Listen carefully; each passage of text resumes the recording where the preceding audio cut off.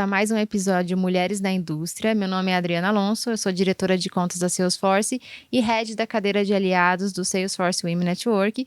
Hoje eu tô aqui com a Mari, com o Dani, e a gente vai discutir sobre um tema muito relevante para a luta das mulheres em relação à igualdade. A gente vai discutir hoje como engajar aliados, como captar aliados para essa luta. E eu estava vendo nas minhas pesquisas recentes, me deparei com um estudo, um relatório sobre igualdade de 2020 do Fórum Econômico Mundial, onde estima que vão ser necessários mais ou menos 250 anos até que a gente seja capaz de atingir a igualdade, obviamente caminhando no ritmo com as ações que hoje a gente já tem acontecendo. Ou seja, isso fica ainda mais explícito e mais claro a importância do papel dos aliados nessa luta que já vai ser árdua, apesar de todos os esforços que vem sendo empregado. E aí eu pergunto para você, Dani, qual é o papel dos homens nessa luta e nesse desafio para atingir a igualdade? Obrigado, Dri. Acho que uma ótima pergunta, né? Primeiro, né, a gente vê 250 anos é inaceitável, e se a gente fizer mais alguma coisa, 95 anos, ainda é muito ruim, né? Acho que a gente tem que fazer muito mais, né? E pegando a sua pergunta, né, esse gancho, eu acho que a gente pode ajudar com duas coisas, né, muito importantes, né? A primeira, né, a gente sabe que é muito claro esse problema do unknown, né? A gente não sabe, né, que existem esses problemas, a gente não sabe que existem esses bias, esses viés, então é muito importante, eu acho que os aliados, né, justamente propagandearem informações para os outros, né, os outros possíveis aliados estarem, né, conscientes desse tipo de problema, desse tipo de lacuna que existe, infelizmente, no ambiente de trabalho. Acho que essa é a primeira coisa. A segunda é também liderar, por exemplo, né? A gente, né, que está em cargos, né, mais de liderança, né, ou começando uma ascensão na carreira, as pessoas nos observam, né? Então é muito importante a gente estar, né, tendo desde um comportamento mais inclusivo, seja na comunicação, seja, né, dando oportunidades, né, em participações de reunião, seja respeitando, seja efetivamente dando feedbacks positivos. Então, acho que esse tipo de comportamento, né, mais inclusivo, né, tratando, né, no final das contas é bom senso, né? Eu acho que dar um tratamento igualitário para todo mundo. Esse tipo de exemplos acho que permitem, né, os outros, né, seguirem pelo exemplo, né? E realmente, né, muitas vezes chamando a atenção, né, de outros aliados ou possíveis aliados quando realmente um comportamento não é adequado. Então, eu acho que promovendo através, né, de conscientização, comunicação, liderança, por exemplo, e eventualmente até, né, uma correção, né, de comportamento quando você vê que é inadequado, acho que é o mínimo que podemos fazer, né, para poder, ao menos, passar dos 250 para os 95. E aí acho que, pensando em acelerar ainda mais, aí é realmente, né, efetivamente um engajamento mais forte, né, participando de grupos de qualidade, como temos aí em vários de nossos clientes na própria Salesforce, e também efetivamente, né, em iniciativas de recrutamento, iniciativas de eventualmente, né, alguma promoção ou, né, posições internas que estão sendo trabalhadas, sempre estar atento a fazer que esses processos sejam mais inclusivos. E como é que você acha que a gente pode engajar mais aliados como o Daniel para essa causa tão importante, Mari? Dri, eu acho que é super complexo, né, quando a gente olha para uma realidade, enfim, quando a gente se depara com empresas que hoje estão buscando cultura, né, e valores muito voltados a causas de minorias, não só de mulheres, mas no âmbito de visão mesmo dessa questão de como a gente consegue executar essa relação sobre essas grandes causas, essas grandes lutas, né, e eu vejo que na grande maioria das vezes, né, essa busca por aliados ainda tem uma quebra importante de paradigmas, né? Porque eu acho que as causas femininas estão cada vez mais, né, relevantes, né, e sendo faladas, questionadas e trazidas, mas ao mesmo tempo a gente vê que muitas delas não estão sendo executadas. Então eu acho que esses fóruns são super importantes, mas essa busca por aliados ainda eu vejo que existe uma quebra de paradigma, é realmente uma questão sobre uma preocupação de como a gente vai abordar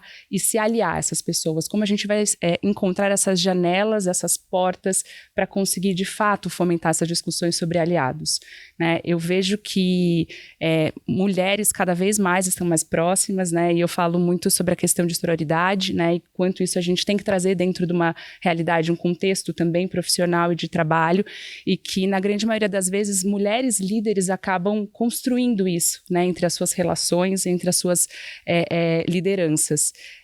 Então, existe de fato uma conexão muito mais próxima entre as mulheres por conta do histórico de tudo aquilo que elas viveram, né, e que isso acaba refletindo, né, e sentindo muito mais próxima, né, e acesso realmente a essas experiências. Mas eu vejo que essa questão de aliados é muito complexo, porque é um movimento muito importante e que requer coragem, né, e na grande maioria das vezes mulheres ou pessoas oprimidas, né, elas acabam se sentindo intimidadas realmente para abrir esse contexto mais próximo de outras pessoas, sejam elas mulheres ou mesmo, né, na grande maioria das vezes homens, e tentar criar, né, esses aliados aí para esse contexto, né, favorável e justo, né? Eu concordo totalmente com vocês. Eu acho que, antes de mais nada, o tema igualdade, ele deve e está na agenda das grandes corporações, porque já é sabido, já é conhecido que diversidade gera rentabilidade, que opiniões diferentes agregam. Isso deveria, sim, ser fomentado pelas corporações, e eu concordo completamente com vocês. O ponto, quando eu vejo para chegar dentro do comportamento que o Dani trouxe para a gente, das questões que você trouxe, como é que a gente garante que os aliados entendam os privilégios que possuem? Eu acho que uma vez que eu falo dos aliados, mas eu também me coloco nessa posição, uma vez que a gente tem conhecimento dos nossos privilégios, da fortaleza que tem a nossa voz, ou da posição que ocupamos, e não digo só em posições de liderança, mas quando você entende os seus privilégios por ser branco, hétero, homem, cis, quando você entende o peso disso, você se sente, começa a entender o seu papel para diminuir essas diferenças. Porque uma luta por igualdade, ela não passa por dar mais ou menos privilégios para uma classe, e sim dar opções iguais, dar condições iguais para todos, de caminhar na rua, de ocupar posições, de ganhar o mesmo salário. Então, eu acho que quando a gente pensa em como trazer, como engajar esses aliados, acho que todo mundo precisa passar por um reflexo, um momento de refletir sobre quais são os privilégios, né? E como eu posso usar dos meus privilégios para garantir que outras classes, outras pessoas, outros grupos também tenham esses privilégios.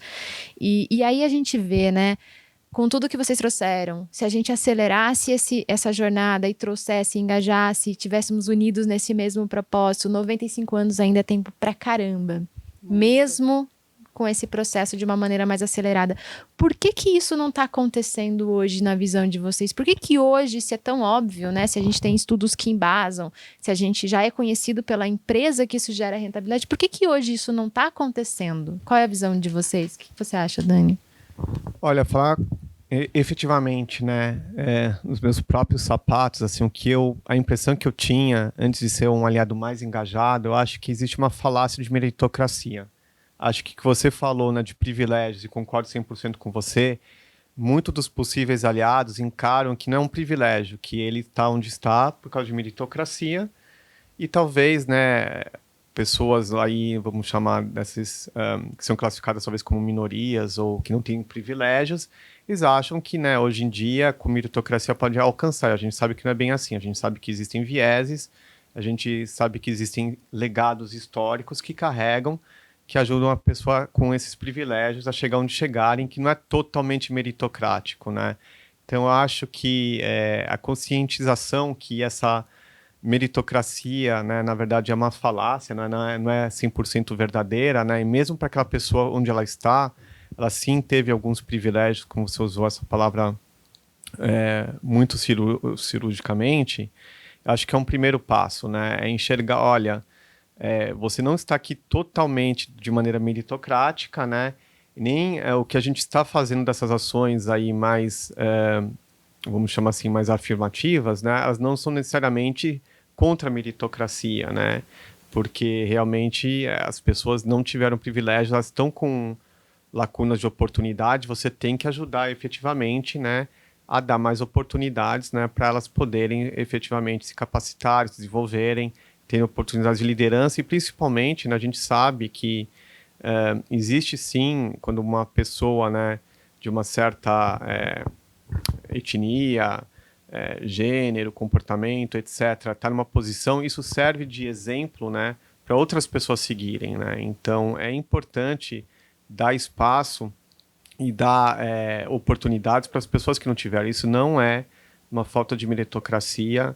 Esse tipo, né, de ações, acho que mais afirmativas, políticas para inclusão, não é, né, a gente sabe disso, tem estudos que mostram que quando você pratica isso, a empresa dá mais resultado, né? Então, acho que tem uma cultura de fazer isso não meritocrático, e você está naquela posição, talvez por privilégio, você achar que isso é 100% meritocrático, eu acho que a gente tem que reforçar muito que não é assim, né? Eu acho isso muito, muito importante, né? E queria voltar para você, Dri, uma pergunta. Você que esteve do outro lado também da indústria, né? Uma indústria talvez até mais conservadora, tradicional, que é a indústria de oil and gas, né? Como você enxergava esse tipo de situação lá e quais foram práticas positivas que você viu para trabalhar essa questão de inclusão? Eu acho que a inclusão, né, a equidade, a captação de aliados encontra algumas barreiras culturais, organizacionais e históricas, né? E aí as indústrias mais tradicionais talvez estejam num processo de reinvenção mais duro para chegar lá. E não era diferente, como não é diferente na grande maioria das indústrias tradicionais. E a maneira que eu vejo da gente garantir que esse processo de reinvenção vai acontecer de maneira mais acelerada, tanto na captação de aliados quanto também na inclusão, contratação, ambiente. Eu acho que é liderando pelo exemplo. A gente, independente das idades e do momento que vive cada corporação, tem uma coisa muito humana que liga e que de alguma maneira une todas as empresas. Buscamos exemplos. Nós, como seres humanos, buscamos exemplos. Então, se você tem uma profissão privilegiada porque você é homem, hétero, branco, cis, ou porque você é um vice-presidente, ou porque você é uma diretora, como é que você dá esses exemplos? Como é que você pratica a cultura? Isso pode estar muito aliado aos seus valores, ainda que não sejam os valores super explícitos e praticados da corporação.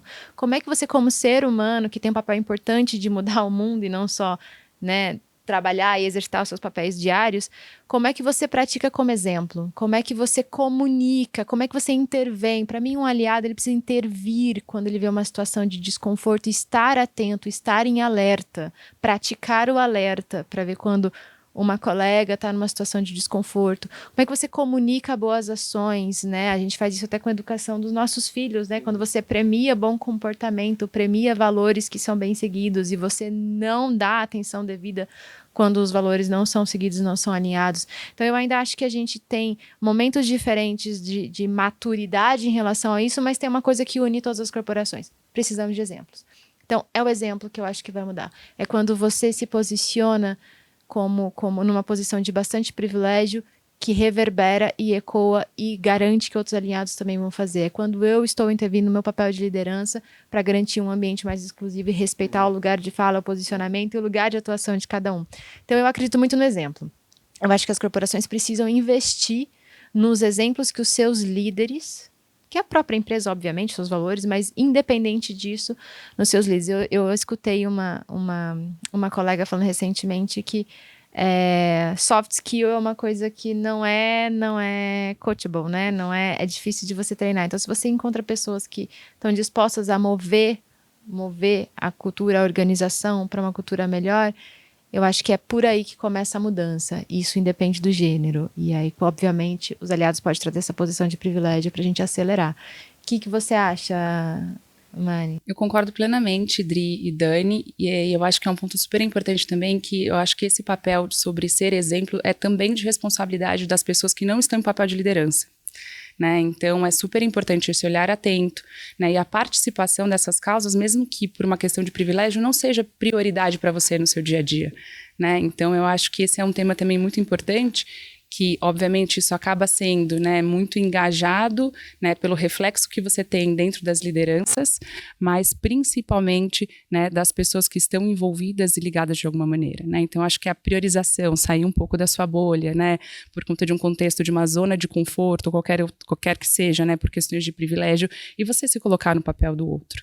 Né? Eu acho que essa reflexão é muito importante, e você servir como exemplo, independente se você é um líder ou não, para que a gente possa construir, né, essa massa de aliados cada vez mais de maneira muito consolidada, né? Muito forte isso que você trouxe, Mara. Acho que empatia, né? Empatia muda o mundo. Eu concordo totalmente com você. Bom, eu acho que pra gente encerrar, eu queria fazer uma reflexão aqui que a gente pode fazer conjunto e que pode servir talvez de role model, talvez de exemplo. Como é um aliado no local de trabalho? O que ele faz?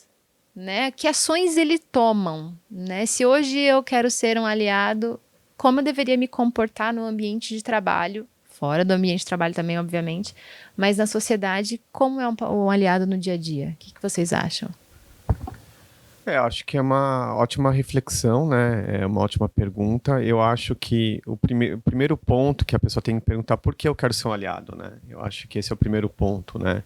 Claramente eu tinha visões, até vamos dizer, mais ideológicas, românticas, mas hoje, depois, aprendendo com você aqui, confesso que não tenho nenhuma dúvida. Eu quero ser aliado porque realmente eu quero diminuir essa tendência de 250 para 95 e talvez muito mais rápido, né? E acho que isso me faz, né, no dia a dia, né, ter esse objetivo, né? Acho que a primeira coisa que eu diria como aliado é ter um objetivo claro, porque você quer ser aliado, né? Eu tinha objetivos talvez mais ideológicos de justiça e agora, né, graças à nossa conversa, né, agradeço você, Adri, por isso, já tem um objetivo bem concreto, né, que é fazer esse gap aí, esse tempo ser encurtado o máximo possível. Muito bom. Acho que tem uma relação também sobre, né, a similaridade de alguns princípios, identificação, não só sobre causas, mas também sobre personalidades e pessoas, né? Além disso, você se envolver dentro de fóruns, né, que te movem, te mobilizam. Eu acho que você acaba identificando esses aliados dentro de contextos ali, né, ou de situações que você acaba passando, né, juntos, ou identificando pessoas nessas situações, né, desfavorecidas ou de algum tipo de agressão, independente de qual seja, então você acaba identificando esses aliados. Eu acho que acaba funcionando muito, muito assim, né, o comportamento e os movimentos de cada uma dessas pessoas.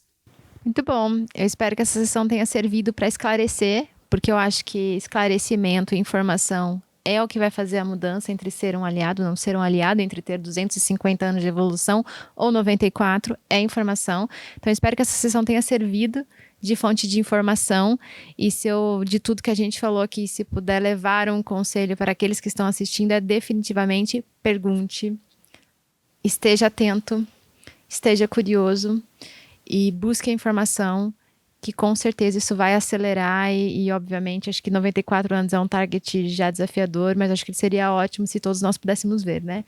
Então é isso, muito obrigada, agradeço vocês pela discussão. Muito obrigada, Drida. E aos que estão assistindo. E encontramos todos no próximo Mulheres da Indústria. E essa causa é nossa, né? É de todos. É de todos. Obrigado, pessoal.